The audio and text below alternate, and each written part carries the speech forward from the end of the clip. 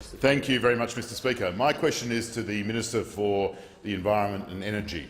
Will the Minister update the House on how the government is putting downward pressure on power prices to ensure an affordable and reliable supply of electricity for Australian businesses and families? Is the Minister aware of any other alternatives? The Minister for the Environment and Energy. Well, thank you, Mr Speaker. I thank the member for North Sydney for his question, and I'm glad I got a question on this side of the House because I haven't had a question from the member for Port Adelaide for 215 days, Mr Speaker. 215 days. The member for Grainler built the pyramids in a shorter time frame than that, Mr Speaker. Maybe the member for Port Adelaide has been banished for his backroom buffoonery, Mr Speaker. And I can see the member for Lilley with a smile on his face up the top there, Mr Speaker. Now, there are some positive sides. Well, it does count for a smile. My money's on you, son. My money's on you.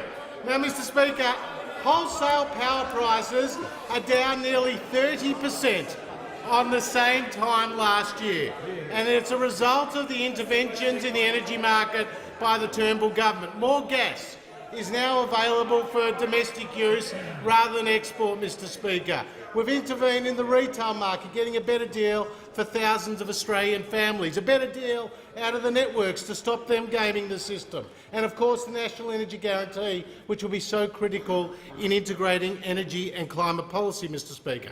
Now, I'm asked, are there any alternative approaches? Well, we know when Labor was last in office, power prices doubled. We know that we had the carbon tax, we know we had the cash for clunkers, and we know we had the Citizens' Assembly, Mr Speaker. And now we know we've got a reckless 50% renewable energy target and a 45% emissions reduction target. Now, do you think the member for Maribyrnong will go to the people of Longman, go to the people of Braddon, go to the people of Mayo and explain how this renewable energy target will work, how much it will cost and what's it's even called, Mr Speaker? The answer is no, because he doesn't know himself. He doesn't know himself. The member for Hunter didn't call it a renewable energy target, he called it an aspiration. The member for Sydney called it an ambition. And the best, Mr Speaker, was the member for McMahon, because he was asked by David Spears on Sky, so it's not necessarily a 50% RET in other words. Here's the member for McMahon. Correct. That's what I'm saying to you. But there's two. We do have a RET policy, and we also have, which we've also been very clear and explicit about, a policy objective for a 50% beyond RET, Mr Speaker.